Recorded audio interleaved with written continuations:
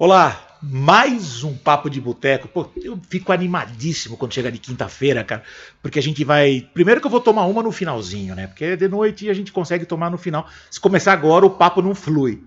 Mas, cara, e é gostoso demais essa conversa, poder falar com empresários que têm história, empresários que têm um crescimento surpreendente, coisas que são feitas direito e que nós podemos nos inspirar nessas histórias para transformar o nosso negócio. Isso é fantástico. E a gente não está sozinho aqui. Rô, seja bem-vindo. Muito obrigado, viu? Mais uma vez, Rô, nosso diretor, Rodrigo, queridaço, está aqui montando todo o material, fora o pessoal todo que está nos ajudando aqui, a Maiara, o Rony, o Roger. Muito legal, galera. Muito bom. Hoje o nosso papo, ele é bem bacana, é um construtor, cara. Esse cara tem uma construtora chamada MAP Engenharia. E, cara, só trabalha com obras grandes, cara. E ele cresceu de uma forma surpreendente, exatamente olhando para os detalhes do negócio. Quer dizer, isso é muito bacana. Humanos, pessoas, qualidade, quer dizer, o cara sempre network, então o cara está sempre relacionado, isso é uma coisa fantástica. E além de tudo, o cara é professor de jiu-jitsu. Cara, Cristiano, boa noite. Boa noite, Alexandre, tudo bem? Muito obrigado, viu, por ter vindo. Eu que agradeço pelo convite, espero contribuir legal pro canal aí, com um pouco de ideia pro pessoal. A tua história é empolgante, cara. Eu conheci, cara, eu uso alguns exemplos teus hoje, depois que eu te conheci, em palestras, encontros, porque tem muita coisa bacana que você faz lá, cara. Eu acho que é muito diferente de muitos aí. Sabe que os empresários hoje, eles olham, muitos deles olham o negócio só como um CNPJ, sabe? Como uma coisa que dane-se quem tá lá dentro, e, enfim, quer dizer, o cara não se preocupa com as pessoas, né? Eu vejo um lado importante seu. Sim, hoje eu penso assim, Alexandre, as empresas quando elas crescem muito, o funcionário passa a ser número e não mais pessoas. Então, a minha ideia sempre foi essa, tratar pessoas como pessoas e números como números.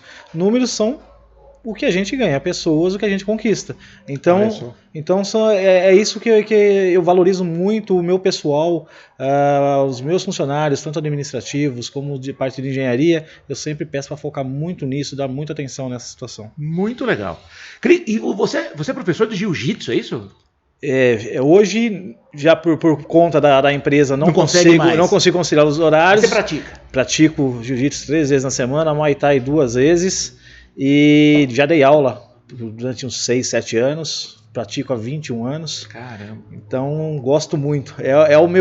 A minha válvula de escape, na verdade. Acho que eu não me daria bem num esporte como esse, daria? Daria. Acho que é mais o sumô no meu caso. Né? O que você acha? Não, cara. É assim, o esporte, ele é muito bom tanto para o crescimento pessoal como para o profissional. Porque eu penso o seguinte, a minha esposa até brinca, quando eu fico muito tempo sem treinar, uma semana, o estresse sobe e eu falo, viu, tá na hora de voltar pra academia. Descarrega, é isso? Descarrega, cara. Legal, é uma válvula de escape muito bacana, porque a gente trabalha com a pressão, né? O dia todo são pressões tanto administrativa, financeira, claro. RH, pessoal, cliente, familiar. Então a gente, além de ter a empresa, lógico, tem a família que tem que cuidar. Então sempre está gerando muito estresse. E essa válvula de escape minha já vem 20 e poucos anos sendo essa válvula de escape e hoje passou a ser na minha casa primordial, que eu treino, a minha filha treina, a minha esposa e meu filho. Meu filho foi para um outro esporte, mas não deixa de treinar. Ele treina 5 dias na semana, que eu acho que é muito importante para a educação da família. Né? Muito. Eu concordo plenamente. Eu não sou muito ligado a isso. Me sinto um vagabundo nessa área, viu, cara? De verdade. Mas eu não posso. Mas nunca é tarde, cara. A partir de uma caminhada diária já é um esporte. Mas o gordinho se dá bem no jiu-jitsu, cara? Sim, sabe que sempre me chamou a atenção, sim. Né? Mas assim, falei, pô, será que o gordinho aguenta? Sim, eu já tive alunos. Uma porrada direta. Eu já tive alunos de 160, 170 quilos. Verdade. Entendeu? E a gente conseguir trabalhar a mobilidade e a pessoa conseguir treinar. Caramba. Lógico que não vai ter a agilidade de uma pessoa de 60, 70, mas se adapta-se pelo peso dele. Entendeu? Cara, pro esporte funciona. Muito, muito, muito. E eu vou te falar, se você é sedentário, se você começar, te garanto que se você focar mesmo em um mês, pelo menos uns 7, 8 quilos, vai assim, ó, muito rápido. Legal. Aí você vai entrando Tem bastante no opção ritmo, né? hoje, né, cara? O cara quiser fazer esporte, se não quiser fazer, é porque é meu caso, né? Não, Fica relaxado, né? Não, justamente, mas a correria, né? Às vezes a correria do dia a dia tira essa... Você acorda, você chega no final do dia tão cansado, tão fadigado do mental. Eu falo assim, a canseira física, você deita, você descansa. A mental não. Você deita, parece que a cabeça começa a continuar trabalhando. Você acorda de manhã e fala, puxa, eu nem dormi. Parece que eu passei a noite inteira acordado. Cara, mas é legal você pensar em válvulas de escape, como você falou, né, cara? É muito importante. O dia a dia do empreendedor, cara, principalmente no Brasil, que não tem... Bom, nós acabamos de sair de uma pandemia. Aliás, eu não me lembro de uma época que o Brasil não passou por crise. Quer dizer, sempre teve altos e baixos, constantemente. Então, cara, é muita adrenalina, né, pro empreendedor. Não, né? É aquela incerteza, né? No começo da pandemia, você não sabia como o mercado ia agir, como o mercado ia reagir. Eu estava com uma obra, eu lembro na ocasião, no Rio de Janeiro, com 120 funcionários, todos registrados, todos trabalhando, e deu aquela incerteza. Eu falei, e agora? Vai parar, vai continuar? Não, vai parar tudo. E eu fiquei, realmente, foi uns 15 dias no nível de estresse, em parafuso. Porque a gente tem responsabilidades, né? Claro. Então a gente tem que cumprir com a responsabilidade e o funcionário que está lá na outra ponta, ele não tem culpa, né? Não, lógico. Não tem essa questão culpa. Comercial, né? Agora, é sério isso, sim, mas essa a vida do empreendedor é essa. Quer dizer, os altos e baixos, é o banco, é o imposto, né? É uma fiscalização... É o contador, é o tudo. Financeiro, enfim. É tudo, é o trabalho, é o cliente. É o cliente, é a satisfação, é a qualidade, é tudo. Então essa válvula de escape acaba sendo uma puta... Você sabe que às vezes eu participo de eventos, por exemplo, as palestras ou até encontros com empresários. Isso para mim se torna uma válvula, sabe? Porque você acaba saindo um pouco, conhecendo. Eu acho gostoso. Assim, tudo que a sua cabeça não pensa no seu problema é válvula de escape. Por exemplo, no momento que eu piso no tatame, que são 1h30 que eu faço o treino, eu não consigo pensar em nada. Olha que legal. Eu só penso ali. Botou o kimono, acabou. Tirou, volta-se a vida normal, mas você volta de uma forma diferente, que você já deixou seu problema um pouco ali dentro, né? E provavelmente no dia seguinte você começa com outra coisa. Com outro ânimo, você já começa com outra cabeça. É muito importante, cara. Isso eu recomendo para meus amigos, para o pessoal da minha família. Quem me conhece sabe que eu até sou chato nessa parte. Pô, vai dar um treino, vai fazer alguma coisa, porque é tão importante você colocar isso para fora, para no outro dia você estar bem, que faz bem para mim e eu também quero bem para os outros. Todos, lógico. Bom, nós estamos num boteco, tomando daqui a pouco, uma água por enquanto, mas daqui a pouquinho vai chegar a hora. Vai chegar. E o boteco é uma válvula de escape, né, cara? Sim. Por isso que a gente exatamente gosta desse momento, eu fico muito feliz quando chega quinta-feira, exatamente por isso, cara, poder conversar com pessoas, trocar informação e relaxar, né? Que acho que é o nosso papo. Não, isso é ótimo, cara. Trocar ideia, trocar experiência com os amigos sentados numa mesa de um boteco, eu vou te falar que é a segunda melhor coisa. Segunda melhor coisa, legal. Tem outras sim, no meu caso é o esporte, mas o boteco, a cervejinha também faz parte do dia a dia, né? Ninguém é de ferro. Ninguém é de ferro. Muito bem, cara. E aí você mudou do esporte, você teve uma vida, um crescimento nessa questão do esporte e de repente migrou aí para construção civil. Você é engenheiro? Eu sou engenheiro civil. E o que Bom, claro, o curso de engenharia, né? Então você sempre teve esse sonho? Como é que foi? A ideia de construir? Como é que foi o negócio? Não. Na verdade, eu comecei a trabalhar com a construção em 2004. Eu era motoboy, trabalhava em São Paulo de motoboy. Caramba, que legal, cara. Entregava pizza aqui na região todinha. E uma vez, cara, eu vi um acidente muito feio. E eu falei, cara, eu não quero isso pra minha vida. Aí comentei com a minha mulher, falei, eu preciso sair da rua, porque eu sou um cara assim, tudo que eu me proponho a fazer, eu gosto de fazer da melhor forma. Então assim, a pessoa me passava um serviço, eu tinha que ir fazer rápido, entregar, tal, e isso aí gerava um perigo. E eu vi um acidente que eu fiquei com medo. Aí eu peguei e falei para minha esposa, eu preciso sair dessa vida. E eu sempre gostei de estudar. Na época, há tempo atrás, isso é até arcaico falando, era datilografia, era não sei o quê, e eu tinha todos esses cursos, mas trabalhava de motoboy. Aí eu tive uma oportunidade de uma pessoa conhecida, falou, olha, tem uma vaga numa construtora para trabalhar no setor de auxiliar de serviços. Eu falei, poxa, me interessou. Aí me conseguiram uma entrevista, levou meu currículo e falou, eu consegui só a entrevista para você. Aí eu fui, o cara falou, o rapaz que me entrevistou era para o setor de compras, suprimentos. Ele falou, você tem experiência? Eu falei, nenhuma. Olha. Já trabalhou, tal. Não, hoje eu trabalho de motoboy, já fui pintor, já fui servente de pedreiro, hoje estou com motoboy, mas quero sair da rua. era eu, sem experiência, um cara com muita experiência e um cara com experiência que fazia faculdade. E esse cara falou, não, eu preciso de alguém full time que não tenha nenhum tipo de compromisso e nem tenha nenhum vício. Então eu era o cara pra vaga, eu não sabia nada e ele falou, eu quero te moldar. Foi onde eu dei sorte e entrei nessa empresa. Essa empresa eu entrei em 2004 como auxiliar de serviços e saí em 2010 no último semestre da faculdade de engenharia. Olha. Eu trabalhava nos suprimentos. Aí quando fazia 2 anos que eu estava nessa empresa, ele me questionou, falou, poxa, tá com a gente há quanto tempo? Eu falei, há 2 anos. Ele falou, não pensou na faculdade? Eu falei, cara, eu penso, mas ainda financeiramente não consigo. Ele falou, não é por isso, nós pagamos. Olha só, a faculdade. Aí eu, na minha cabeça, falei, trabalho em compras, vou fazer comércio exterior. Procurei e tal, comércio exterior. Quando eu falei pra ele, eu falei, tá no jeito lá, o que você vai fazer? Eu falei, comércio exterior. Ele falou, não pago. Eu falei, por quê? Ele falou, eu vou pagar a faculdade, comércio exterior, você vai me deixar na mão e vai embora. Eu te pago engenharia. Eu falei, cara, engenharia? Eu nunca tinha pensado em engenharia. Aí eu pensei bem, falei, vamos tentar. Aí fui pra engenharia, cara. Me apaixonei assim de cara. Aí eu mudei do setor, fui para projetos, orçamentos. O meu foco mesmo de engenharia, eu sou muito focado em orçamento, engenharia de orçamentos. Fazer orçamento, custo de obras, sempre foi a minha linha. E aí eu incorporei nessa empresa, saí de lá em 2010, aí entrei no ramo de terraplanagem, que também é um ramo que eu amo de paixão. Ah, você como empresário já? Não, como engenheiro trabalhando em empresas, isso. Tá. Na verdade era um parceiro que eles tinham que fazia terraplanagem dessa empresa, ela fazia muito para hipermercados no Brasil todo, e esse cara da terraplanagem fazia grandes. E esse cara fazia, esse rapaz fazia e tinha um problema no orçamento dele.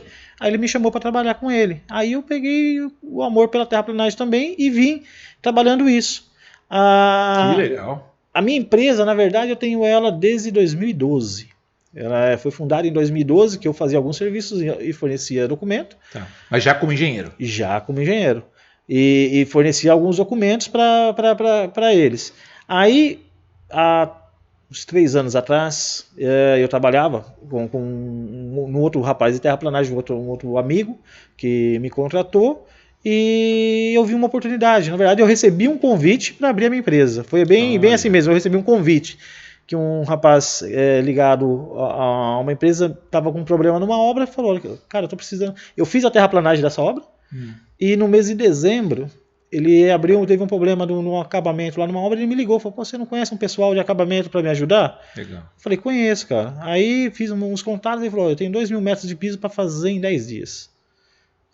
Isso era 14 de dezembro, tinha que entregar até o dia 24, que a loja inaugurava no dia 26. Pô, 10 dias?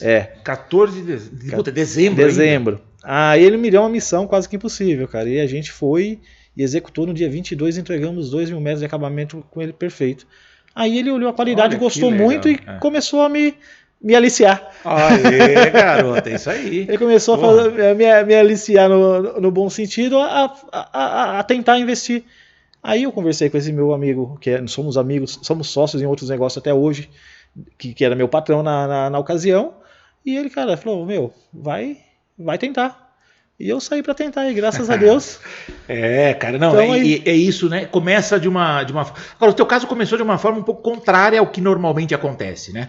Então você não foi sorte, eu acho que você construiu a tua imagem. Sim. Né? Porque ninguém vai te passar 2.000 metros de uma obra que o cara tem 10 dias para entregar, tem um prazo sério para abertura da loja. Aí você fala, cara, para qualquer pessoa, preciso confiar na pessoa. Sim, nós fizemos 2 milhões de terraplanagem para ele com excelência, entregamos no prazo, qualidade.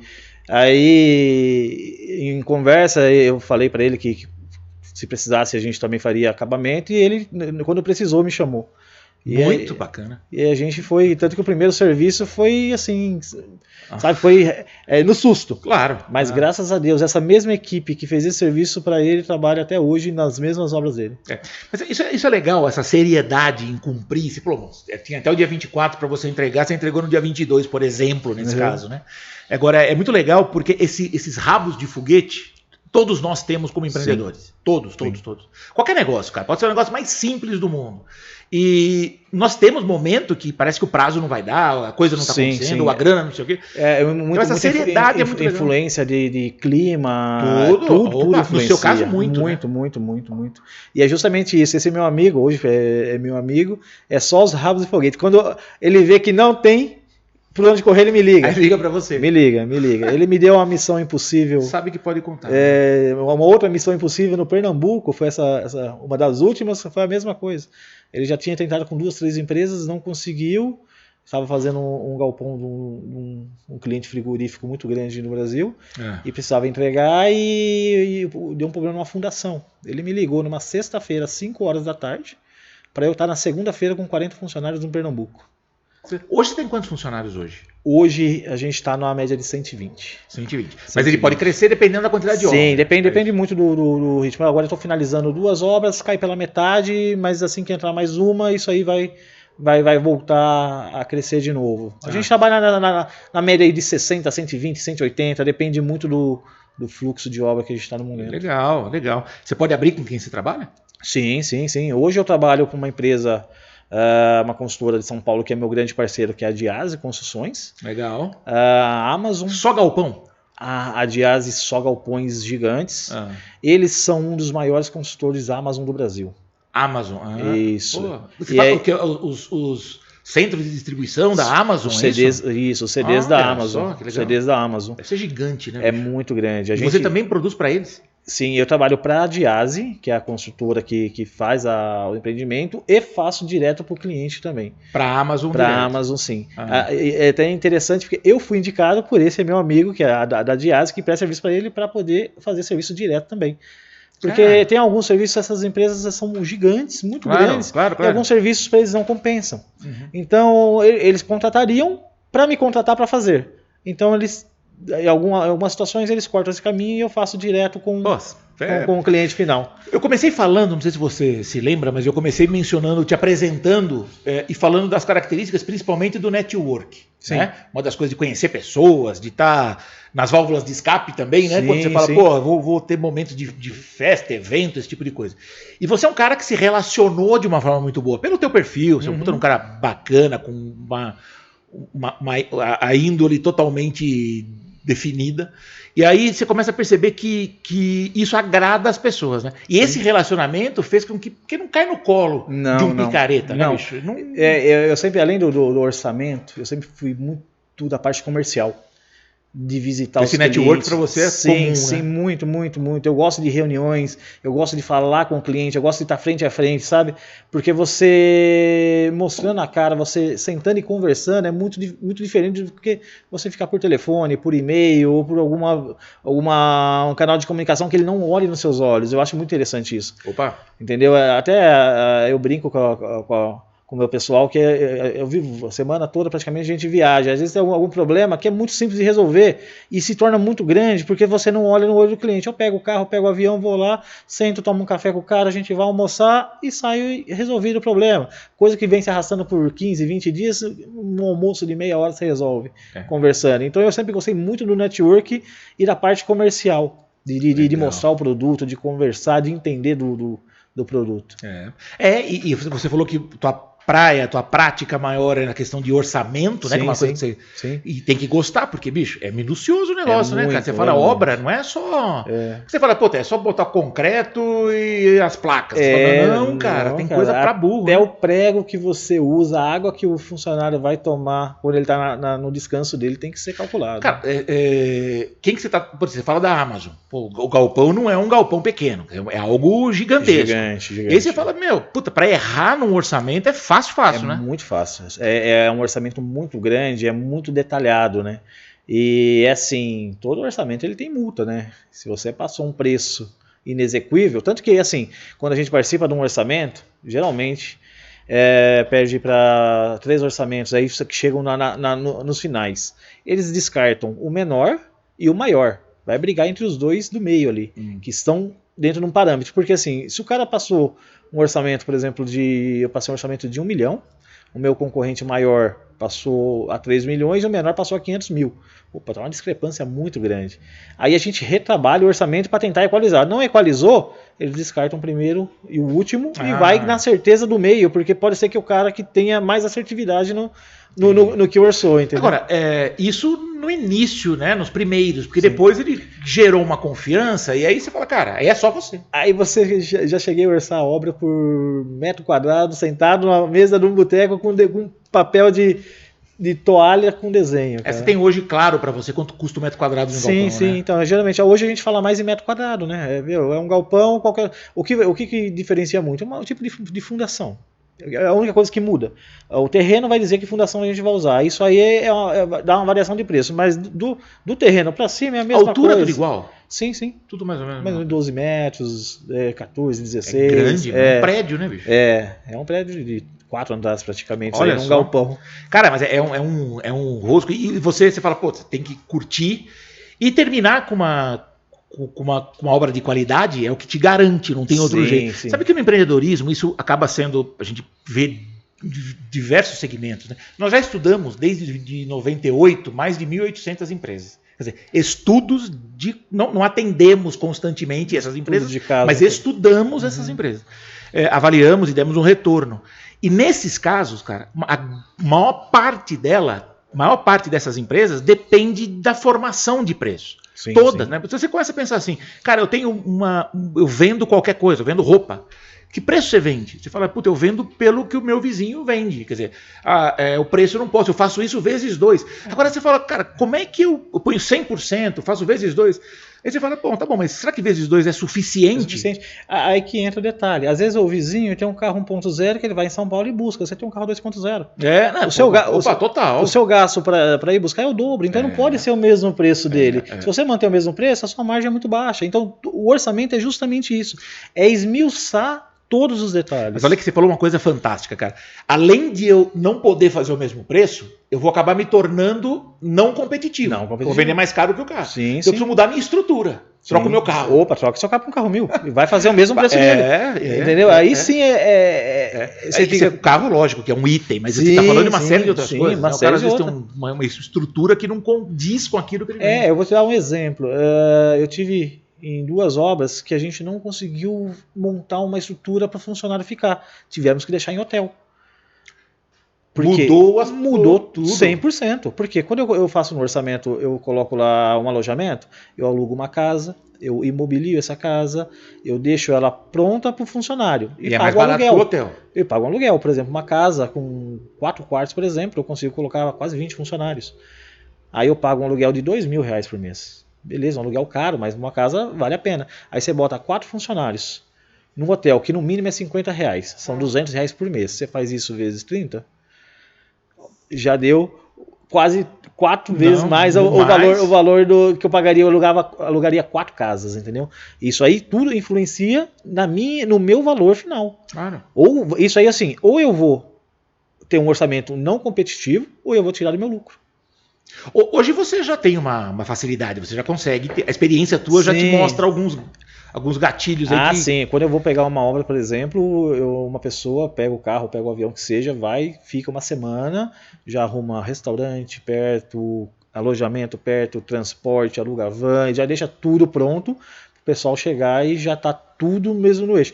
É numa ocasião, por exemplo, de uma emergência, né? O cliente me liga e fala, eu preciso que você coloque 10 caras aqui amanhã e não tem como, eu não consigo uma casa... Aí você orça com o hotel. Aí eu vou ter que orçar com o hotel e repassar isso para o cliente, explicar a situação para ele. Porque geralmente meus clientes são recorrentes. Então às vezes eu passo um preço para um cara aqui, ele quer que mantenha na mesma obra, só que as situações são diferentes. Então aí você tem que explicar para ele, olha, lá eu tenho casa, é uma obra de 3 meses, aqui é uma obra de 10 dias, entendeu? É direto. Agora, tem você está colocando um ponto que é sensacional, de verdade. Porque a formação de preço não é uma prática do empresário brasileiro. Sim. E é uma dificuldade realmente. O que a gente recebe de mensagens, de e-mail, de interações aí pelas redes sociais. Você tem algum treinamento específico para a formação de preços? Sim, ele faz parte do nosso processo, né? Porque realmente é isso. E é difícil. Imagina, você tem uma obra, é complexo. Imagina, uma pessoa tem um mini mercado. O cara facilmente tem lá, sei lá, uns 5 mais 1.000 itens. Como é que ele forma o preço de cada mercadoria para que ele banque os custos? É difícil, porque o tributo que muda constantemente. Sim, Aí sim. você fala, hoje pode, amanhã não pode. Hoje eu tenho, eu sou onerado, amanhã não sou mais. Então isso tudo interfere no preço, né? Então, e é técnico. Você é um engenheiro, tem um conhecimento, tem uma capacidade intelectual para desenvolver. Você se formou para isso. Agora, não é comum isso acontecer, né? Estou dizendo que não que as pessoas não possam desenvolver e aprender, mas... vai aprender com a experiência e demora um pouco mais. Claro, e aí, cara, de repente eu perdi dinheiro e quebrei, exatamente por falta de estrutura. Né? Sim, sim. Esse é um ponto importante que você tocou, porque tipo assim, eu sempre pensei em abrir a minha empresa e ter a minha empresa, só que eu nunca me senti preparado. A partir do momento que eu consegui olhar no orçamento e falar assim, eu tenho certeza do que eu estou fazendo, foi o momento de eu dar esse passo, sabe? Sim. Porque o meu medo era justamente esse, de ir para o mercado e não estar preparado, principalmente na parte orçamentária. Tá. Aí eu consegui montar uma planilha, eu consegui colocar todos os itens, todos os impostos, e eu consigo passar um preço hoje, eu falo, realmente eu executo com esse preço. Boa. Eu não boto dinheiro do bolso para fazer obra, né? Que não é o correto. O correto é você mas esse é o objetivo ganhar, do negócio, né? O objetivo é você ganhar e não deixar dinheiro. Então isso foi um ponto muito importante para mim. Criar-se um orçamento que eu possa confiar. Boa. Não, sensacional. Cara, eu te acompanho já há algum tempo e o que eu acho espetacular também é a forma com que você lida com a tua equipe. Isso eu acho uma coisa também muito bacana, tem alguns cases que eu até uso, já te falei, uso em eventos, assim, contando um pouco disso, como um modelo de empreendedorismo na questão da equipe, dos funcionários, né? Sim, sim.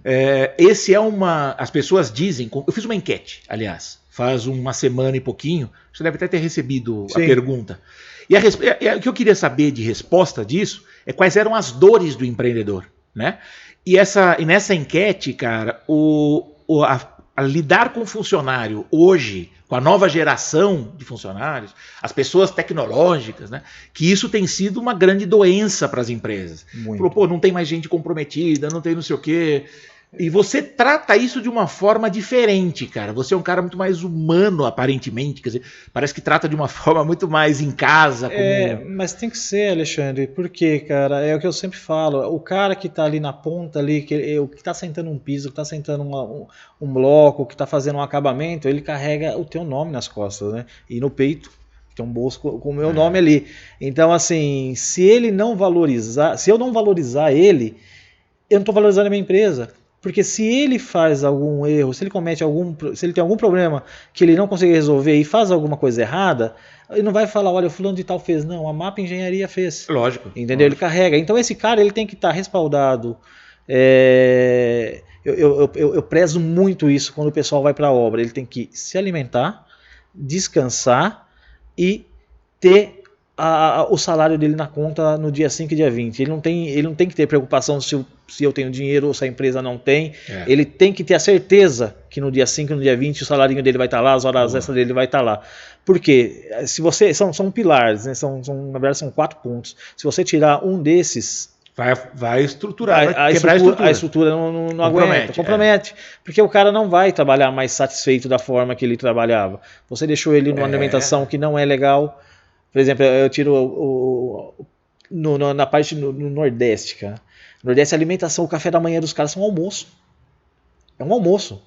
Então, se você traz um cara que está acostumado lá para trabalhar aqui em São Paulo, seja em Minas, que são os lugares que eu estou com obra, Rio de Janeiro, o café da manhã é um pão, presunto e queijo, um copo de leite. Então, eu não acho justo, cara, um cara que a mão de obra dele pesada, o serviço dele desgastante. Não é brincadeira. Ter só isso. Lógico. Não, a gente sempre complementa. Sempre complementa. Já teve casos da gente dar refeição de manhã, que o cara pede refeição. Olha, cara. Eu quero uma marmita de manhã. Dá uma marmita pro cara. Ao invés do café. Ao invés do café. Ele desgasta pra caramba. A gente até teve um ponto de conflito com outras empresas por causa disso. A minha empresa, a gente estava com uma obra na Amazon em Betim, que tinha várias empresas, a minha empresa era uma delas. Eu chegava no refeitório, o meu pessoal tinha café da manhã, uma fruta antes do almoço, o almoço, um café da tarde e a janta. E o pessoal tinha o café da manhã, o almoço e a janta. Aí eu falei, porra, por que sua Mapa tem a fruta e o lanche da tarde e ninguém dá? Aí o sindicato Foram no sindicato, o sindicato foi lá falar comigo. Eu falei, não, eu dou porque não está na convenção, mas eu dou porque meus funcionários merecem. Lógico. Aí o sindicato colocou isso como regra. Você tá pronto. Aí, coitado, aí você arrumou briga. Né? Arrumei briga. Aí, tanto que os outros funcionários, as outras empresas dispensavam os funcionários, eles vinham procurar a gente. E você não tá precisando de pedreiro, armador, aí, ajudante, entendeu? Porque eles sentem que você trata de uma forma diferente, né? Quem que você... Hoje, as suas obras hoje estão em quem? Aonde? Olha, nós finalizamos uma no Pernambuco. Eu atendo o Brasil todo, praticamente. Estávamos com uma obra no Pernambuco. Quem que é? Em Pernambuco é a JBS, fazendo um galpão frigorífico para a JBS, fazendo produção ali para matador. Em Betim é a Amazon, o cliente final, né? JBS o cliente final, Amazon o cliente final. Betim é cidade da cachaça, hein? Já te falei que semana que vem eu vou estar lá e vou trazer aquela cachaça boa pra gente. Tem uma cachaça premiada lá, que chama Vale Verde. Vale Verde, você comentou. Eu tive lá 2 vezes e esqueci, mas semana que vem eu vou estar lá e vou lembrar disso. Pode cobrar. Aí Rio de Janeiro trabalhamos também para um cliente chamado Prologes. Ele é um dos maiores locadores de galpões do Brasil. Legal. E a gente fez galpões, lá tem vários galpões, um deles é a Amazon, tem transportadoras, então ele é um complexo. Aqui em São Paulo, hoje nós estamos com uma parceria muito forte com a Marabras. Estamos construindo 4 lojas. Aí são lojas. Lojas de shoppings. Lojas para... mais acabamento. Né? Mas assim, você pega um caixotão ou uma reforma que seja, entrega uma loja pronta para eles, que é um ramo, para mim hoje está sendo um mercado novo. Porque sempre lidei, desde a terraplanagem, é um serviço bruto, né? A terraplanagem são 3 etapas ali, acabou. O acabamento não, tem 50 mil etapas. Então, e loja de shopping é muito diferente, tanto nos horários de trabalho, que só pode trabalhar das 10 às 6 da manhã, como no prazo, né? Então é um desafio novo, que é um cliente novo que estávamos trabalhando já. Uma questão importante de falar, por exemplo, esse cliente eu cheguei a fazer para ele uns 60 orçamentos. A Marabras. Todo orçamento o cara passava, a gente ia lá, orçava, e nunca deu liga, sabe? Assim, de chegar e bater. Aí numa emergência que ele precisou, ele lembrou de mim, eu vi meu nome lá, lembrou de mim e eu fui atendê-los numa emergência de final de semana. Aí o cara pegou e gostou muito da equipe. Aí ele começou a olhar diferente a minha empresa, porque assim, é que nem eu te falei, esses caras têm muitas empresas que trabalham para ele. E quando você não tem um tete a tete com o cara, você é só um. A partir do momento que eu fiz esse serviço para ele, que ele me conheceu pessoalmente e viu a qualidade do serviço, ele já mudou o olhar dele. Tanto que na primeira ele me deu uma loja teste num shopping em São José dos Campos. Legal. Lógico. Me deu uma loja teste e falou, olha, eu tenho vários, mas eu quero fazer um teste. Me deu uma loja teste, graças a Deus estamos entregando essa semana para ele. E antes de acabar essa, já fechamos mais 3. Muito legal. Já está iniciando mais 2. E Mercado Livre também? Mercado Livre, fizemos a obra do CD deles aqui em Perus. A gente fez, na verdade, o cliente é o dono do galpão. E o Mercado Livre que se instalou lá. Fizemos a parte da instalação dele. Que legal, cara. Então, são coisas gigantes. São clientes grandes. Sabe por que eu perguntei isso? Hoje, o movimento, o e-commerce do Brasil é através desses 2 clientes. Né? É que você entrou naquela questão dos funcionários, cara, de uma forma muito bacana, né? Você fala, pô, ele que leva meu nome. O funcionário seu chama Cristiano naquele momento, né? Ele tá te representando. E uma coisa que eu achei bem bacana, porque... da mesma forma que ele te representa hoje de uma forma muito legal, exatamente porque você estimula ele a isso, cara. O cara não quer perder, né? Você favorece, ele não quer perder. E eu duvido que uma Marabras, um Amazon, um Mercado Livre, eles brinquem com isso. Não, aí você fala, pô, cara, e é facinho o cara colocar um piso torto, colocar coisa errada, fazer coisa de um jeito errado. Cara, é tua imagem e você perde um cliente como esse, né? Perde, não, com certeza. De repente um cara desse aí não é valorizado, ele constrói uma coluna ali com um aço que não é o específico, só de sacanagem, porque não é um cara valorizado. Caiu na parede, é o meu nome que tá ali, né? Ele não vai lembrar do funcionário. E tem uma coisa muito bacana disso tudo, que nós somos muito imediatistas, né? O brasileiro, o empreendedor, acho que não só empreendedor, qualquer profissional, mas A gente tem ansiedade para as coisas. Eu sou muito imediatista. Isso. Eu tenho esse é um ponto bom e um ponto ruim ao mesmo tempo. Sim, né? mas existiu aí no teu processo uma persistência, né? Sim, você falou, pô, eu fiz quantos orçamentos e não fechei com a Marabras. Agora, chegou num rabo de foguete deles, sim. Você acabou atendendo para suprir a necessidade do cara e acabou ganhando credibilidade pela experiência. Com então, acho que assim, o empreendedor acho que poderia ter um pouco mais, nós, eu falo por mim, inclusive, nós precisamos um pouco mais dessa paciência, dessa persistência e qualidade, né? A qualidade direcionada para o meu público, aquilo que o meu público vai querer de fato, né? Qualidade nesse sentido, porque tem lojistas, por exemplo, que não trabalham com mercadoria de alto padrão. E a mercadoria inferior, inclusive de qualidade. Sim. Mas normal, é o estilo dele para um público que ele conquistou. Tem outros que não. Então ele trabalha com uma mercadoria de muita qualidade, que custa muito mais caro, enfim, mas é um outro público que ele desenvolveu. Então não importa. A qualidade, nesse caso, não é a qualidade do produto só. É a qualidade que interessa para o cliente que eu desenvolvi. Sim. Né? Isso é um fator importante. Eu acho que é um dos fatores mais importantes, na verdade. É porque eu vou montar, de repente, as pessoas estão montando alguém de açougue, por exemplo. Vamos sair do exemplo de loja, né? O cara vai montar um açougue, ele quer montar uma boutique de carne numa região que tem um poder aquisitivo menor. Cara, não vai rolar. Não. Né? Ele tem que ter coisas mais populares. Então a gente começa a pensar, pode até ter, mas de uma marca inferior ou que seja mais popular. Porque senão não é o foco. Eu tenho que pensar muito nessa proposta, né? Agora você está entrando em shopping, pô. Sim, acabamento, beleza, enfim. É um outro mercado totalmente diferente. Justamente é um acabamento mais fino. Quando você faz um galpão, você faz um refeitório, você faz um vestiário que tem um acabamento. É só essa área. O galpão em si, ele é bruto. É bruto, é um piso não é nas coxas, mas piso, ele é bruto. É acabamento bruto, é um piso que é concreto, pilares não são pintados, são não são revestidos, são só pintados, uma cobertura que não tem forro. Legal. Aí você pega uma loja, por exemplo, dessa da Marabras, que para você orçar são se não me engano, são 190 itens.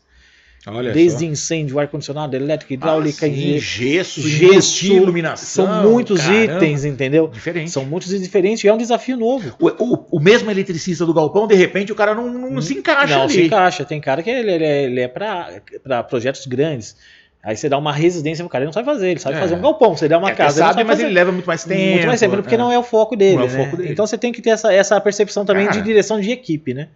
Que aula. O Rô, tá achando uma aula aqui ou não? Uma aula, tá sensacional isso aí. Uma bela aula. Tá maravilhoso. E eu agora vou colocar, falamos de rabo de foguete, vou colocar você no rabo de foguete agora. Vamos lá. Tem gente que manda pergunta cabeluda, bicho. E os caras estão mandando mesmo exatamente porque tem o interesse, né? Saber um pouco mais. Sim. E já chegou alguma... Chegou sim, o Thales de Limeira, aposentado. Legal. Diz, eu também faço construções, porém de casas populares. Eu sofro bastante quando sobe o custo do material e eu não consigo repassar no preço. Acabo empatando ou até perdendo. Como que você lida com isso? Esse é um ponto, hoje, depois da pandemia e essa questão da guerra entre Rússia e Ucrânia, que afetou demais, principalmente a parte de aço, cobre, os insumos da construção civil demais. Como que porque quando você cota um valor. Na hora de executar, de repente subiu. E geralmente, quando você começa a fazer um orçamento, você não faz um orçamento. Você vai construir, você vai me passar um orçamento hoje, eu te passo o preço amanhã, você não vai fechar da próxima semana. Você vai querer cotar com outras pessoas. Tem orçamentos que eu fechei depois de 6 meses. Imagino. O mês é muito difícil. 2, 3, 4, 5. Um ano. Já teve orçamento eu fechar depois de um ano. Como que você mantém um preço desse? Não mantém.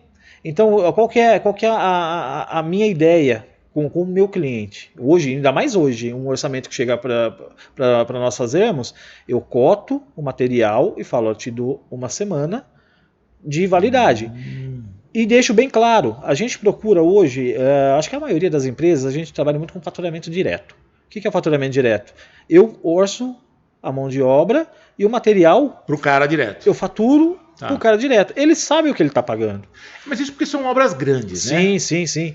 No caso de uma residência, você teria que ter esse feedback também com o proprietário. Falei, eu estou orçando, nós vamos fechar hoje? Vamos. Você vai fechar o quê? Você vai usar, você tem X de material. Se o cara, o cliente, olha, vamos fazer uma negociação, então você me paga o 60% do meu orçamento, 50% que seja, e com esse 50% eu já garanto o material.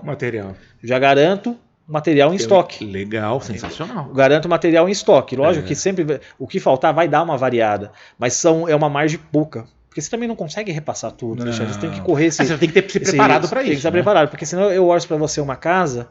Você vai fazer uma casa, eu orcei ela por 50 mil reais. Aí quando a gente vai fazer a conta no final, isso geralmente acontece muito isso. A casa de 50 passou a 70. Aí você vai pegar e fala assim, poxa, mas o cimento, quando eu cotei, estava 25 reais o saco, hoje está 32. Tá. O aço sobe semanalmente, o cobre sobe semanalmente. Então, quando você chega no final da história, vai dar essa diferença. Entendeu? Eu imagino que esse senhor de Limeira, é isso?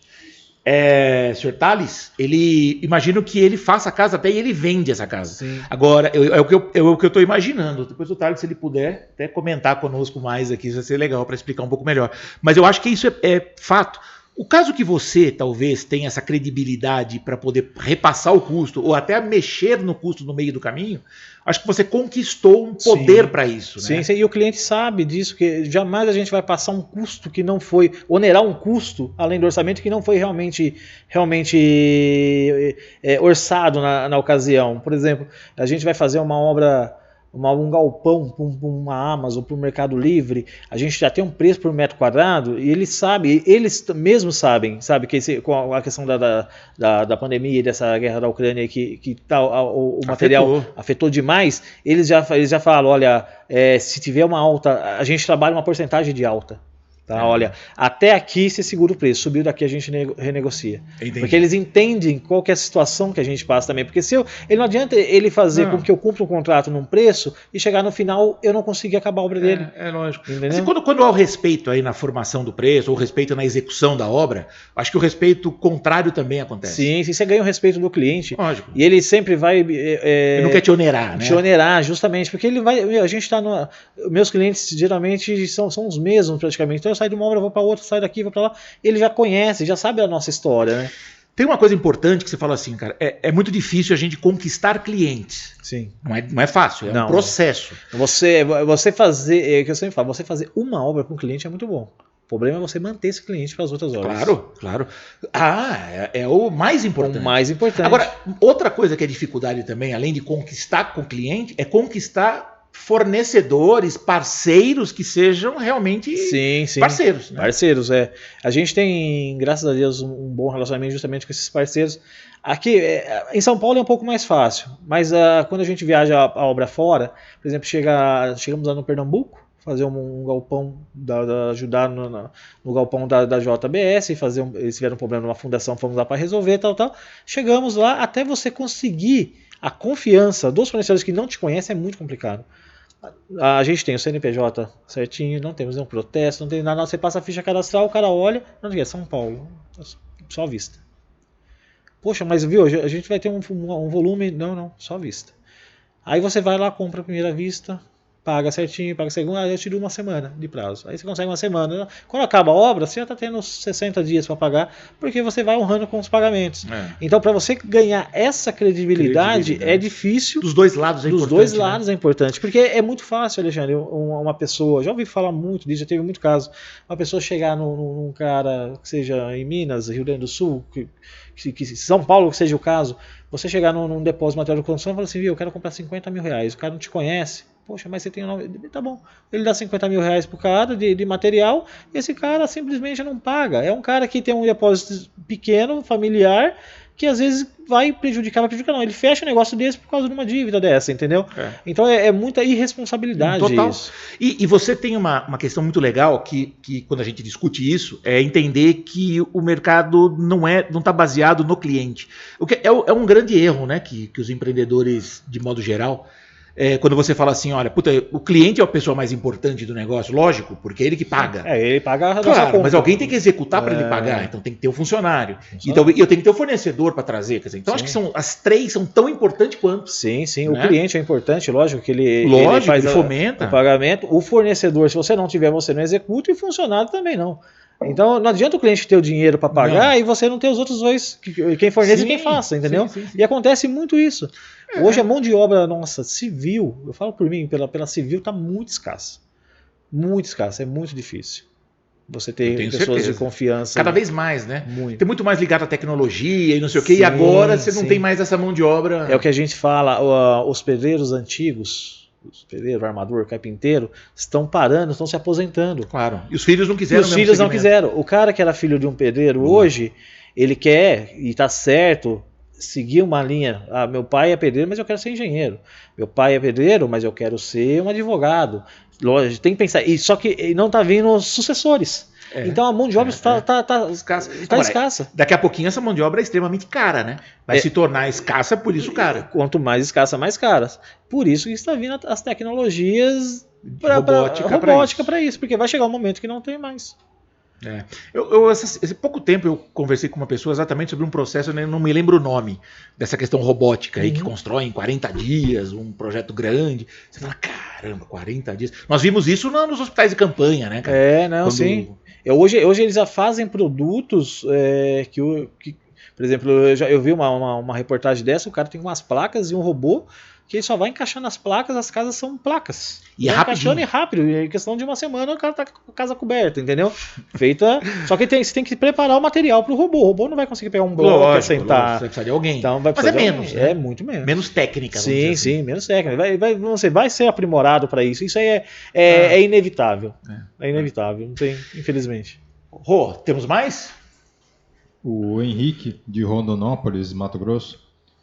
Trabalhar com grandes obras de galpão deve ser bem mais fácil, porque não tem o cliente osso olhando até a qualidade do rejunte. Não, grande obra é facinho. Como é que ele falou depois? Ô gente chata. Ô gente chata, cara. Não, facinho, você vive de braçada, nada de braçada. Né? Assim, olha, eu vou ser bem sério falar por mim, eu prefiro construir um galpão de 100 mil metros do que uma casa de 100 metros quadrados. Por quê? Tem alguns pontos. O galpão, apesar de ser uma obra grande, tem essa questão da qualidade sim, tá? Hoje, aonde eu trabalho, nas empresas que eu trabalho, tem 2 gerenciadoras, controle de qualidade. O cara faz vistoria. Todos, é vistoria minuciosa. Nossa. Então, se ele passar aqui o pé aqui, o piso tá com dente, opa, peraí, tira e troca. Então, esse critério também é aplicado para obras grandes, e muito pior. Eu vou dizer em proporção muito maiores. São profissionais técnicos que estão ali. Né? Sim. Você tem uma obra lá que você tem 20 engenheiros para cuidar disso. Entendeu? Agora, assim, o que eu fico mais tranquilo é que se eu for fazer uma casa de 100 metros, aí eu vou ter o dono, a arquiteta, a esposa, o filho, que todo mundo vai dar uma opinião diferente, entendeu? Lógico. Já teve histórias engraçadas, assim, de amigos meus. Eu consumo muito pouco casa, porque eu sou focado mais nessa parte de construção pesada. Amigos meus que constroem casa e falam, cara, a gente constrói, a gente ergue a parede de manhã, a mulher chega e manda de tirar. Aí o cara chega no outro dia e fala que é pra fazer ali. A gente faz ali, ela fala que não gostou, tira de novo, faz... A gente fica uma semana, 15 dias só decidindo o que eles querem. Claro, então, a arquiteta vem, não, eu quero... Não que ela esteja errada, não, né? Sim, é o direito, mas assim, a questão de uma obra grande, você vem com um projeto já pronto. É aquilo e ponto. Se tiver alguma adequação, sempre tem, mas são pontuais. A casa não. A pessoa, ela imagina um sonho dela. Ele mexe no projeto do começo ao fim. A arquiteta fez, eu entrei visualmente não tá legal, desfaz. Eu quero a porta aqui, eu quero uma parede ali. Então, é umas coisas pequenas, só que desgasta. Faz muita diferença. Faz muita diferença. Muito. Mato Grosso, o cara é de Mato Grosso, Henrique, você já esteve lá? Já fez obras no Mato Grosso? Já fiz obras no Mato Grosso. Estamos com um projeto aí federal com o governo lá para iniciar, se tudo correr bem, em Cuiabá, Mato Grosso do Sul, né? Em Cuiabá, estamos já chegando nos finalmente aí, se tudo correr bem, estaremos lá mais pro final do ano novamente. Show de bola. Rô, temos mais? A Gabriela, de Pouso Alegre, Minas Gerais, está dizendo: eu sofro para contratar funcionários para minha loja. São apenas 2. Como você faz para contratar um monte de gente e não ter referência de ninguém? É verdade, né? Você está lá em Betim, que você mencionou, a terra da cachaça, e aí você falou, você não conhece ninguém. Você acabou de dizer, né? Que dificuldade de fornecedores e tal. O que a gente tem? Hoje a gente tem, graças a Deus, a segurança dos funcionários que já trabalharam, passaram pela empresa. Então, assim, é muito fácil hoje eu ter uma obra, por exemplo, no Rio Grande do Sul, precisar colocar 40 pessoas, eu mando uma mensagem para o encarregado, ele bota num grupo dele, o pessoal que já trabalhou com a gente sabe da nossa seriedade e vem trabalhar conosco. A gente já tem um grupo de funcionários que se ele estiver trabalhando em outra empresa, eles saem para vir trabalhar com a gente. Olha. A gente fez uma obra, teve uma história legal no Rio de Janeiro, essa obra que a gente fez lá da Prologes, nós tivemos 120 funcionários, maioria armadores, carpinteiros, tal. Graças a Deus, acabamos a obra, ficamos 6 meses, acabamos a obra, dispensamos todo mundo, pagamos tudo. E eles têm um grupo de WhatsApp até hoje. E o pessoal fala assim, olha, onde ele precisar, se ele chamar, a gente sai de onde tiver. Porque hoje no mercado, infelizmente, Alexandre, as empresas não honram com os pagamentos. Quando você paga o cara no dia certo, ele fica abismado. Ele fala, poxa, dia 5 o salário caiu na conta. As outras empresas demoravam o cara para pagar o salário do dia 5 e ia pagar no dia 30. Né? Parece que fazendo algum favor. Não é, cara, é obrigação, entendeu? Então a gente honra muito os nossos pagamentos e os nossos funcionários por isso. Porque se eu precisar hoje juntar 100 caras para levar em qualquer obra no Brasil, não sai mais do que uma mensagem. Você sabe que isso é verdade não só para a construção civil, para todos os outros segmentos, né? Nós temos pessoas que são um pouco mais organizadas, outras menos organizadas, e normalmente essas menos organizadas é que tem mais problema. Sim, isso é muito mais, isso é verdade, isso é fato, né? Não é nenhuma ideia ou um pensamento. Agora, a gente até coloca que tanto no Papo de Boteco quanto na Invista, vocês questionem pelas redes sociais. Porque, de fato, na rede social a gente acaba ajudando, né? Colocando um ponto de vista, fazendo um estudo para essa empresa. Então, entre em contato. Acho que é uma coisa muito interessante, exatamente porque, para essa questão, ninguém não deixa de pagar o funcionário no dia porque está com raiva do funcionário. Não é essa a questão. Porque você depende numa roda viva. Assim, a gente depende do cliente, lógico, para pagar os funcionários. Eu sempre falo isso. Você faz uma obra com a expectativa de receber.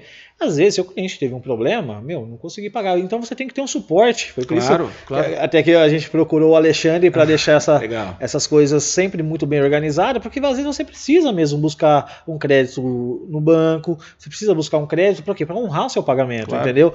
Eu falo para o meu pessoal, eu falo minha filha, que a minha filha trabalha, a minha filha é meu financeiro. Ela que toma conta da parte financeira. Eu falo muito com ela, eu falo, Nicole, chega no dia 5, no dia 20, eu preciso da folha de pagamento 2 dias antes. Porque se eu não tiver esse fluxo, eu tenho que arrumar. Seja se eu tiver que vender um carro meu, se eu tiver que vender uma casa, se eu tiver que vender um terreno, eu tenho que arrumar. Porque o cara que trabalha, que deu o suor, ele tem que receber. Eu sei do risco de eu não receber. Ele não precisa saber disso. Ele tem que estar o dinheiro dele na conta todo mês. Então, isso é uma seriedade nos seus valores, né? Você resgata os valores, os princípios e começa a falar, pô, isso é importante. Até na questão de você falar, pô, eu chego a emprestar, às vezes buscar um capital e depois eu devolvo quando eu recebo. O banco está aí para isso, né? É lógico, claro. Agora, quando eu faço isso consciente. Né? É por isso que essa organização. E a Nicole, por exemplo, tua filha, eu acho ela uma graça, de verdade. Ela tem uma seriedade na observação dos números, da qualidade das coisas. E ela é séria, ela sofre com aquilo. E ela é muito criteriosa. Isso. Eu acho até engraçado, não sei se eu já comentei com você, às vezes eu vou viajar e assim, ela faz meus reembolsos, né? A empresa paga os meus custos de viagem. E se eu vou lá num restaurante e ele não fornece o cupom, ela não me paga. Tá certo. Isso aí, Nicole. Ela não me paga, viu? Eu falo assim, viu, eu preciso do reembolso. Olha, tá faltando esse cupom. Mas o cara não tinha. Infelizmente. Se vira. Vai em outro restaurante. Pergunta antes. Ela fala, não, infelizmente, isso aí você bota no seu bolso. Mas tem que ser. Tem que ser, porque teve um momento na minha vida, até já comentei isso com você, que isso é do ser humano. Eu não sei se é do ser humano, mas o brasileiro é misturar muito o CPF com o CNPJ. Isso, faz muito. Achar que a empresa tem que pagar as contas de casa. Não é. A empresa tem que trabalhar por si. Ela tem que trabalhar por si, ela tem que me dar um salário. O meu salário tem que ser compatível com o que eu vivo. Se eu precisar de mais, eu tenho que buscar numa pessoa física, um crédito, alguma coisa. A empresa pode me ajudar? Pode, mas seria um empréstimo. Então eu tenho que ter essa consciência, entendeu? E a Nicole, hoje ela está vai fazer 23 anos. Nossa, ela é novinha, apesar da idade dela, a maturidade dela nessa questão é muito grande. Ela já está, acho que na segunda faculdade aí da gestão financeira. Então ela ela gosta muito dessa área e ela é muito criteriosa nessa área. Então, precisa, né? Precisa. E ela foi uma pessoa que colocou isso na minha cabeça, porque eu achava que numa emergência eu poderia pegar dinheiro da empresa para usar, e não é. O empreendedor, a gente sabe disso, existe uma dificuldade na organização. Não é cultural no Brasil. A gente começar... Essa é a palavra, é cultural. Não é, né? Não se é você cultural, fala assim, alguns países mais sérios, você passa por avaliação para ver se você está apto a abrir um negócio ou não. Sim. Né? Nessa questão nossa, não, cara. O CNPJ você tira pela internet. Sabe? Então, uma hora você consegue um CNPJ. Nada, em minutos, sai um certificado do MEI. Quer dizer, é bem interessante que você fala que o cara tem um CNPJ no dia seguinte ou daqui minutos. E aí você fala, putz, ninguém foi preparado para isso. Será que ele está preparado para isso? Lógico. Então eu jogo esse cara numa fogueira, porque se ele não tiver preparação, né? Então o que a gente faz é tentar abrir os olhos naquilo que é importante, né, para os negócios. Então observe isso e converse conosco. A gente vai estar fazendo, o maior prazer é responder perguntas de pessoas que questionaram, técnico, né? Poder contribuir com as empresas. Então questione mesmo, jogue as perguntas lá, porque a gente vai tentando responder.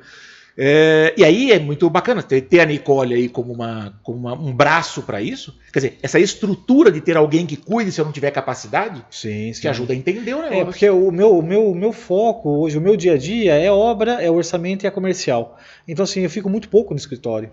Eu até falo pro pessoal lá que eu sou meio turista. Quando o pessoal olha e fala, pô, você tá aqui hoje e tal. Quem é você? Quem é você? Tem que apertar a campainha, senão eles não abrem a porta. E é bem isso. Então, você tem que ter uma pessoa preparada atrás da mesa ali para te auxiliar. Lógico. Você sabe que você tá fora, mas tem alguém fazendo certo ali dentro. É isso aí. O Rô, tem mais pergunta, Rô? Então você... Aproveita, nós temos um torresmo, é assado. Ele foi feito não é frito, ele é assado. Entendi. Um pãozinho de queijo, temos umas batatas. Agora, cachaça daqui a pouco. Daqui a pouco. Ainda. A Elisa de Bauru tem uma farmácia e tá nervosa a moça. Ei, cara. Funcionário nenhum presta. Você deve ficar de cabeça para baixo para cuidar dos seus funcionários. Tô fora. Ou não, como é que ela chama? A Elisa. Elisa, você é de farmácia, toma um calmante, porque o funcionário presta assim, cara. Mas é claro, eu sei que é difícil, cara. A gente não está preparado também para liderar, né? Sim. É muito difícil essa questão mesmo assim, porque você tira, às vezes você pega, é aquele negócio, né? Uma maçã pode, ela vai poder ser o restante da caixa. E assim, já tive muitos funcionários bons, tenho muitos funcionários bons e teve muitos funcionários ruins. Lógico. Mas até os ruins, você tem que saber a forma que você trata ele para ele não contaminar os outros. Entendeu? A gente fala assim, hoje eu falo assim, se pegar uma peneira e botar ali um grão muito fino ali para peneirar, para ver o que passa, muito poucos passam. Mas é a dificuldade do ser humano, é a dificuldade cultural, nessa hora que você tem que trabalhar. Eu vou citar um exemplo, a gente estava com um serviço aí, com uma obra, que o cara começou bem. Na primeira semana, o cara, todo mundo elogiava. E de repente esse cara começou a cair. A cair. Não ia, faltava, sempre com uma desculpa, tal. Aí eu liguei pro meu engenheiro da obra e falei, olha, pega esse menino, conversa com ele. Talvez ele esteja passando por algum problema, que não é possível um cara do jeito que ele começou, tá dessa forma. Aí ele foi entender a situação do rapaz, realmente ele estava com um problema particular.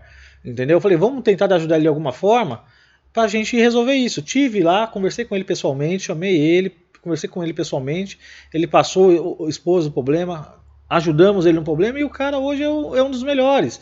Então, às vezes, assim, é que nem eu falei, a mão de obra qualificada é difícil. É difícil você achar. Realmente, você achar muito cara ruim para fazer um serviço de qualidade. Agora, a questão de ajudantes, por exemplo, que é uma dos grandes partes dos meus funcionários, são ajudantes. Sim. O ajudante não precisa ter uma qualidade técnica muito boa, só que ele precisa ter um caráter bom. Bacana, ele precisa ter a força de vontade, ele precisa querer. O trabalho dele é o mais pesado. É o mais pesado. E esse cara é o que dá mais problema, realmente. Por ele não se acha capacitado. E se você não mostra pro cara que ele é capacitado, se você não entende o problema dele, ele vai ser um funcionário ruim. É perfeito. E você sabe que a gente tem discutido bastante liderança, né? Então esse é um assunto muito sério e tem revertido. O que acontece é assim, as pessoas participam, até fogem de treinamento, sabe? Os empresários, eu não sei por que isso mudou tanto, né? As pessoas não buscam, né? Então a gente está colocando sempre coisa e tem uma dificuldade para isso. E aí você fala assim, cara, nós fizemos vários grupos de liderança, onde a gente começou a pensar, por Por que liderança? O perfil da mão de obra, o perfil do ser humano vem se transformando naturalmente, Sim. como na nossa época também. E aí você começa a falar assim, bom, agora é uma mão de obra muito mais tecnológica, uma mão de obra muito mais objetiva, né? Nós temos hoje o pessoal que já nasceu fazendo selfie. Pois né? é. Né? Então o Molecada, cara se dá um celular pra uma criança de 1 ano, ela tá ali já passando dele, sabendo o que ela tá fazendo. sabe, é interativo a coisa, então ela conhece. E nós temos dificuldade até hoje. Para entrar numa rede social, eu resisti muito, né? Enfim, agora, existem algumas características que você fala assim, pô, eu preciso liderar uma nova geração. Não é do mesmo jeito. Olha pro teu filho, né? Sim, sim. Um garoto, pô, você fala, cara, mudou. Eu preciso olhar para esse cara e aprender a liderar essa nova geração de pessoas. Então isso é um processo mais difícil. Então, às vezes, sim, eu entendo muito a Elisa quando ela fala que ela tem uma farmácia. Você vê, ela trabalha com 2 pessoas. Acho, não foi ela que trabalha com 2, né? Quem que foi que trabalha com 2? Foi a Gabriela. Gabriela, isso. Gabriela, não lembro de onde ela era, mas... Gabriela é de Pouso Alegre. Pouso Alegre. E aí você fala assim, pô, tem poucas funcionários. Não imagino que na farmácia tenha, sei lá, 20 pessoas. Quer dizer, não imagino que tenha. Sim, deve ser são dois realmente dois funcionários. Mas aí que tá, é que a gente falou, é a questão de você preparar o funcionário, né? Liderar. Como que eu vou agir com ele? Será que não tem funcionários bons? Ou será que nós não estamos preparados para liderar essa nova geração? Sim. E tem muito conflito. Por exemplo, o pessoal nosso de mão de obra de qualidade, que seriam os pedreiros, ajudantes e tal, são um pessoal mais antigo. Aí quando você pega um pessoal desses que são mais novos, tem esse conflito dentro da própria equipe, sabe? Entre eles. Tem esse ponto de equilíbrio. Tem mais experiência. Isso. Poxa, viu, aquele não trabalha, aquele não sei o que. Aí o que a gente faz? Tem um engenheiro, um encarregado, que ele tem que intermediar isso, entendeu?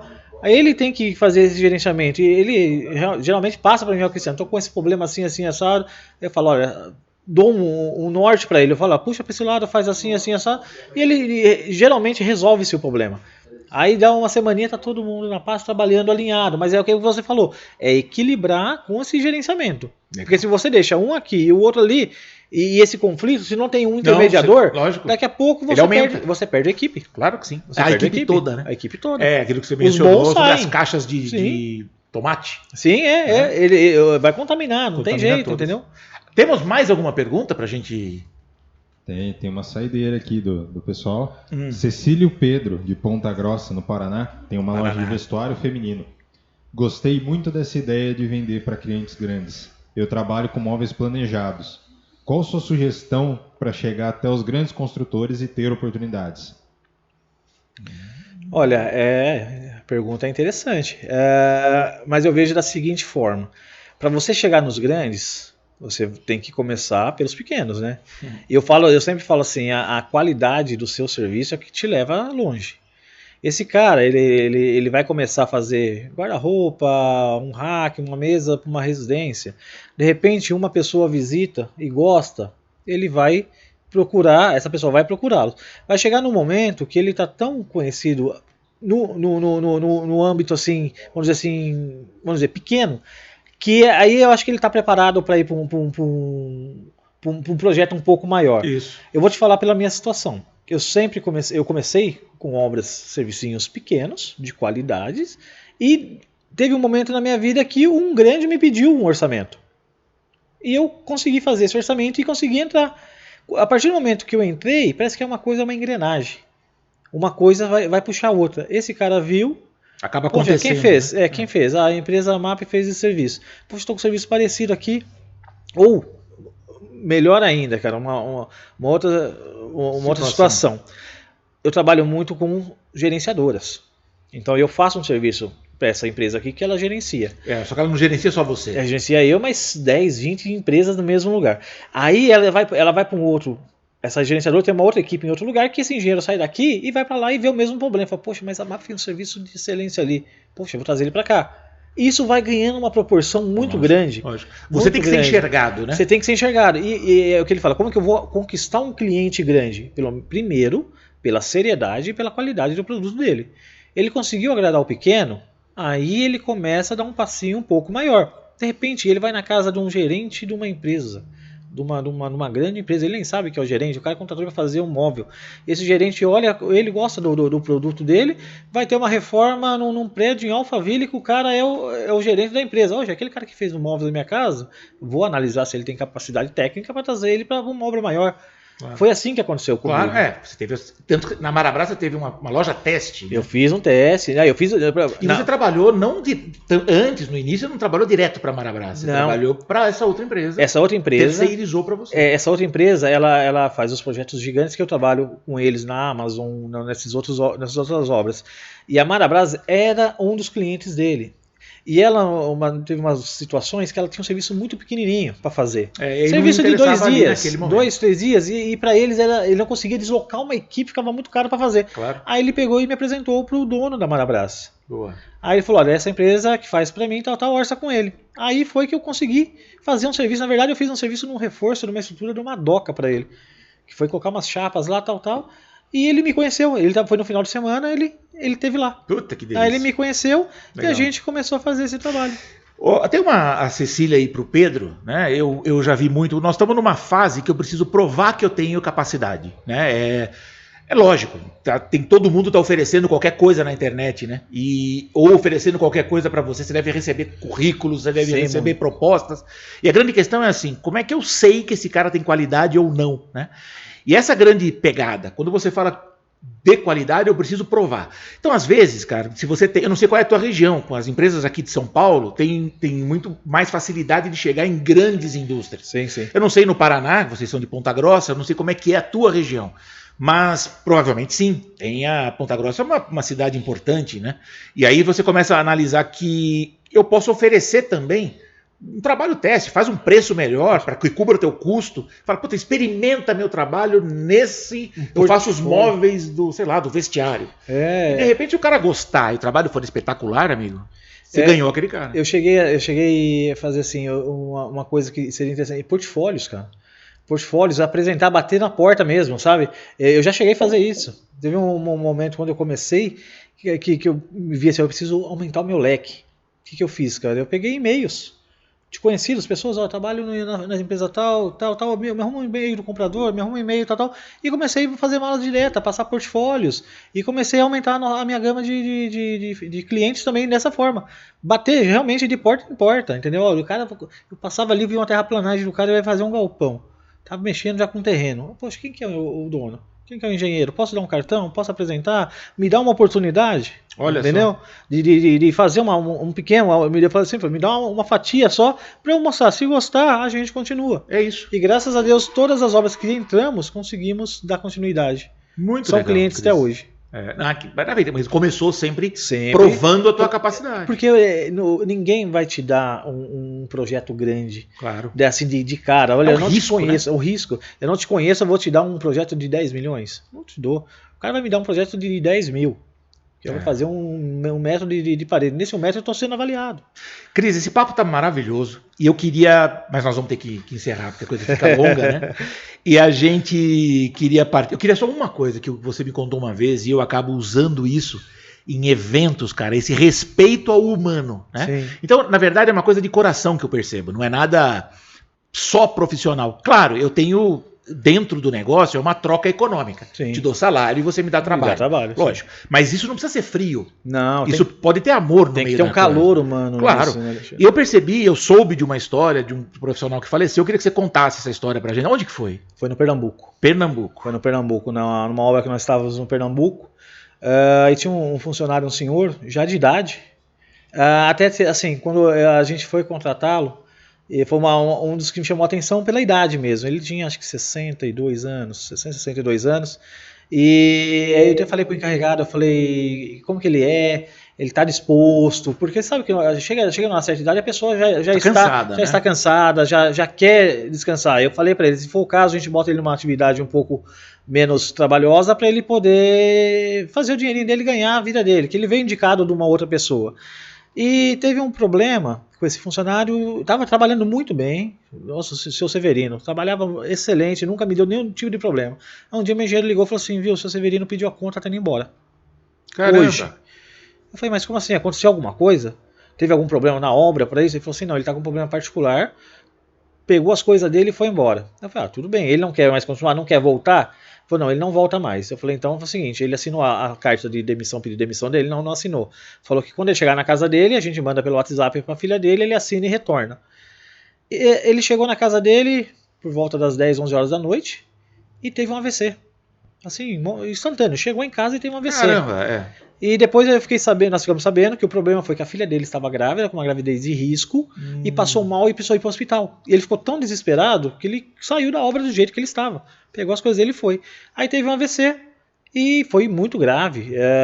Ficou em coma na UTI, conseguiu o contato da família, liguei para a família, falei para minha filha, falei assim, olha, aconteceu isso com o seu Severino, faz um depósito na conta dele, para custear. Falei com a filha, falei, olha, seu Severino estava trabalhando com a gente, saiu daqui, ela até falou, não, ele me ligou que estava pedindo uma conta, que estava indo embora, e só que chegou aqui e passou mal. Falei, minha filha, foi para ela, vocês estão com um problema financeiro, alguma coisa, posso mandar um dinheiro para ajudar, auxiliar na medicação, porque quando a pessoa já é de idade, já gasta com remédio, então pela situação dele ia gastar mais. Aí falei, minha filha, ela pegou e mandou um valor para eles e tal. Olha. Aí passou, acho que foram 2 dias que ele ficou na UTI, ele faleceu. Aí até falei com o pessoal nosso do RH, né? Porque assim, como ele não assinou a demissão dele, ele não foi desligado da empresa.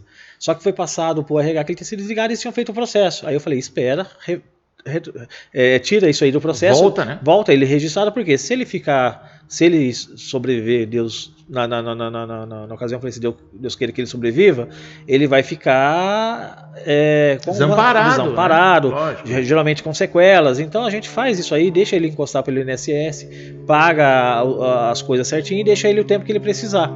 Aí ele faleceu, a filha me ligou, falou, olha, meu pai faleceu.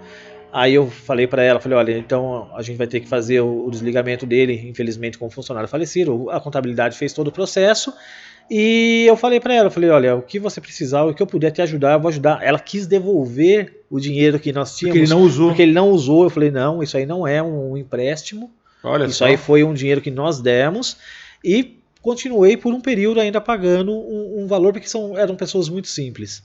Então, me senti, assim, tocado. Por um ano? Por 12 meses. Continuamos pagando para a família esse processo. E até foi um negócio bacana que depois de uma semana dele falecido, eles fizeram um vídeo assim de momentos dele e fizeram um depoimento agradecendo a gente. Nossa, e são pessoas que a gente nunca viu, nunca conheceu fisicamente, mas a gente teve reconhecimento, esse reconhecimento vale muito, muito mais do que qualquer valor. Eu não tenho a menor dúvida. E cara, e com certeza essa história proliferou na região dele, até para o cliente. Por dentro, né, a equipe, nós tínhamos uma equipe de 70 pessoas nessa obra. Caramba. E ele era uma da equipe. Aí quando isso aconteceu, o pessoal da equipe se emocionou demais e vestiu a camisa ainda mais da empresa, sabe? Porque sabe que a gente não desamparou, não foi assim pensando em benefício para a empresa, foi pensando em benefício da família dele. Lógico, pô, mas o pessoal ali, que era da mesma região, da mesma equipe dele, cara, assim, vestiu a camisa realmente da equipe com mais vontade de trabalhar, mais vigor, assim, é muito legal. É gostoso saber que ainda existe esse tipo de empresa, esse tipo de profissional. Eu escutei uma história muito parecida no SBT, parece que foi um repórter, eu não me lembro o nome dele, que era um repórter que teve também uma doença, alguma coisa assim, que ele também houve salários ou coisa assim, sim, houve um amparo. É uma história que eu ouvi e que eu vi, né, na internet aí. Agora, maravilhoso. São poucos os casos, infelizmente. Né? Se você tem um caso, conta pra gente também, porque é bem legal. Não, é bacana, legal, cara. Isso aí vamos dizer assim, é uma das metodologias nossas, é uma das obrigações. Perfeito, entendeu? Você se sente assim. Se sente, né? sim. E isso não sai por obrigação, não. Sai espontâneo mesmo por querer fazer. Muito legal. É de arrepiar isso aí, viu? Não, legal. Legal, essa história é maravilhosa. E eu acho que a gente só tem a ganhar com isso, né? Não tenho a menor dúvida. Esse mundo não é nosso. Não é nosso. O nosso mundo vem daqui a pouco. Isso. Muito bem, agora vamos finalizar. A parte mais gostosa. A parte gostosa é nada, porque foi maravilhosa o nosso papo, cara. O torresmo tá maravilhoso, tá bom, né? Tá muito bom. E aí eu vou te servir uma cachaça, mas enquanto eu te sirvo a cachaça, eu vou pedir para você assim, ó, o que você sugere para o empreendedor hoje? Se você pudesse fazer uma frase, uma palavra, o que você diria para o empreendedor hoje para que ele se motive, para que ele ande? para que ele tenha persistência? O que você diz para ele? A palavra é justamente essa que você falou, persistência, cara, porque o nosso mercado, seja do empreendedor em geral, o que acontece? No primeiro problema, na primeira dificuldade, desanima, né? Baixa aquela vontade, numa semana tá naquele ano, na outra semana deu uma coisa errada, já baixa e pensa em desistir. Não desista. Eu tentei uma, tentei duas, e tentaria mais 10 se fosse o caso. Porque é aquilo que a gente fala, se você tem um sonho, corre atrás. Porque o que é seu tá guardado, né? E faça direito. E faça direito. Antes, uma coisa muito importante, antes de começar um projeto, se prepare para ele, né? É lógico. Porque muitas pessoas começam um projeto e não se preparam. Então se prepare para ele, espere o que realmente ele tem para te oferecer e persista. Cara, perfeito. Uma belíssima aula. Rodrigo, o que você achou? Sensacional. Uma aula de empreendedorismo e até de humanidade. Muito legal. Obrigado, agradeço. Parabéns. Agora, essa aqui é a sua cachaça. A gente brinda por esse papo maravilhoso e vamos continuar tomando uma aqui. Sim, com um certeza. brinde. Obrigado, Cris. Valeu.